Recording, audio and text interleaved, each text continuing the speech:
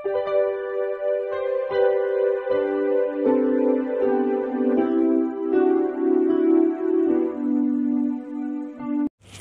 Students, প্রথমেই UK educational টিপসের পক্ষ থেকে তোমাদের সকলকে স্বাগত জানাই।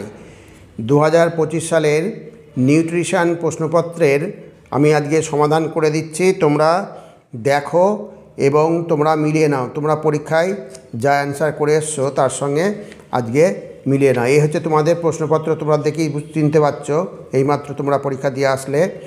দেখো, এখানে আমি সমাধান করে দিচ্ছি, তোমরা মিলিয়ে নাও। এই হচ্ছে তোমাদের প্রশ্ন। এমসিকিউ প্রথমে আছে বহু বিকল্প ভিত্তিক প্রশ্নাবলী। প্রতিটি প্রশ্নের বিকল্প উত্তরগুলির মধ্যে থেকে সঠিক উত্তর নির্বাচন করো। 21টা প্রশ্ন আছে। প্রথম প্রশ্ন হচ্ছে টায়ালিন কাজ করে। টায়ালিন কাজ করে ড্যাশের উপর। টায়ালিন কাজ করে সিদ্ধ শ্বেতসারের উপর, অর্থাৎ অপশন বি হচ্ছে সঠিক অ্যান্সার। 2 নম্বর, গ্লাইকোজেন সঞ্চিত হয়। গ্লাইকোজেন সঞ্চিত হয় কোথায়? যকৃৎ, হৃৎপিণ্ডে, ফুসফুসে, বৃক্কে। এই যকৃতে গ্লাইকোজেন সঞ্চিত হয়। HCl হলো একটা কি অ্যাসিড। এখানে অপশান ডি হচ্ছে সঠিক অ্যান্সার। HCl হচ্ছে অ্যাসিড। নেক্সট প্রশ্ন হচ্ছে, লক্ষ্য করো, নেক্সট প্রশ্ন 4 নম্বর, নিম্নলিখিত কোনটি কিটোজেনিক অ্যামাইনো অ্যাসিড?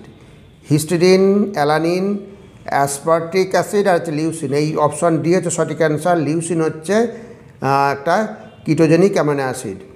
নেক্সট হচ্ছে নেফ্রাইটিস হলো ড্যাশ রোগ। নেফ্রাইটিস হচ্ছে যকৃতের, পিত্তথলি, বৃক্কের, অগ্ন্যাশয়ের। এই নেফ্রাইটিস হচ্ছে বৃক্কের রোগ, কিডনির রোগ হচ্ছে অপশান সি হচ্ছে সঠিক অ্যান্সার।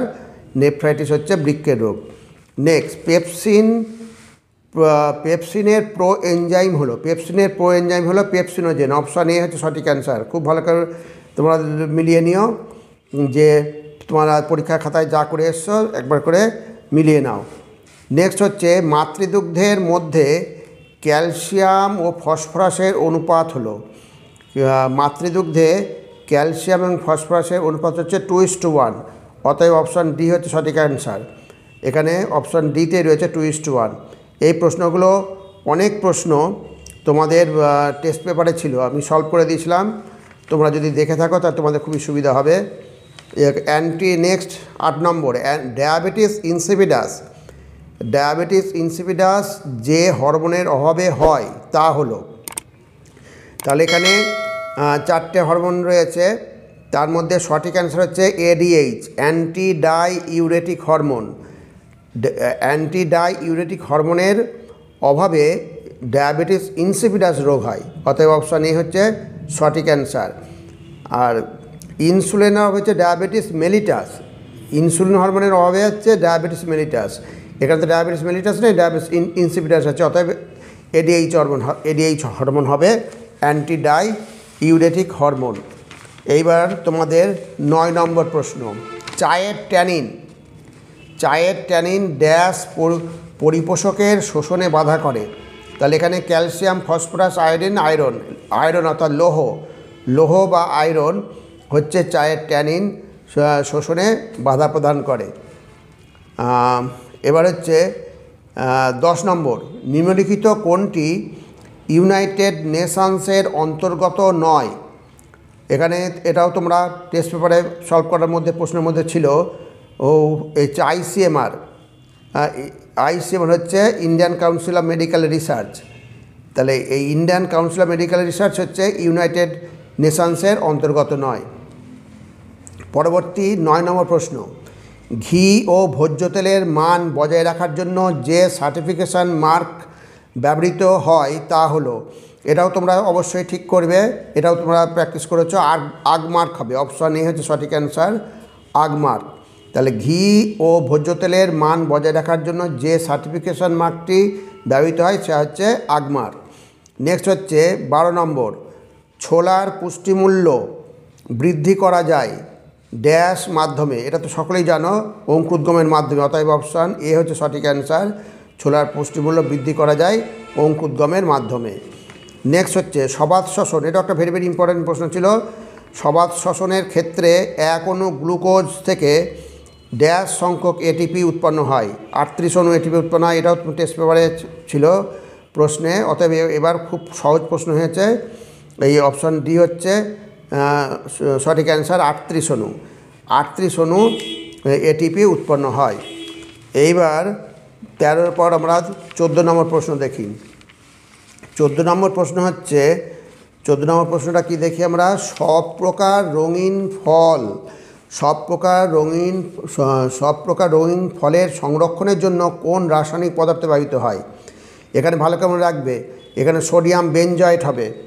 অতএব অপশান সি হচ্ছে সঠিক অ্যান্সার, সোডিয়াম বেনজয়েট। কোনো বইয়ে সাইট্রিক অ্যাসিড আছে, সাইট্রিক অ্যাসিড হবে না, অ্যাসিটিক অ্যাসিডও আছে, কোনো বইয়ে অ্যাসিটিক অ্যাসিডও হবে না, এই সোডিয়াম বেনজয়েটটাই হবে, খেয়াল রাখবে। এবার 1 kilo calorie KCl equal to dash kilojoule, এটাও টেস্ট পেপারের প্রশ্নে ছিল, হচ্ছে 4.184 জুল হবে। এইটা হচ্ছে সঠিক অ্যান্সার, অপশান ই হচ্ছে সঠিক অ্যান্সার। 1 কিলো ক্যালোরি সমান হচ্ছে 4.184 কিলোজুল।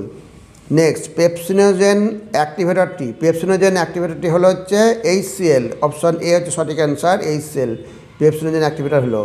হার্টের অসুখের জন্য ফিশ অয়েলের কোন অংশ উপকারী, ভেরি ভেরি ইম্পর্টেন্ট ছিল এটা, হচ্ছে omega-3 fatty acid, option A হচ্ছে সঠিক answer, omega-3 fatty acid. Next হচ্ছে ব্ল্যান্ড ডায়েট ড্যাশ এর জন্য উপযুক্ত। ব্ল্যান্ড ডায়েট হচ্ছে এখানে হচ্ছে বার্ন পেপটিক আলসার, এই অপশান বি হচ্ছে সঠিক অ্যান্সার, পেপটিক আলসারের জন্য উপযুক্ত। এইবার আমরা এটা 18 নম্বর হলো। এবার আমরা 19 নম্বরেরটা দেখি।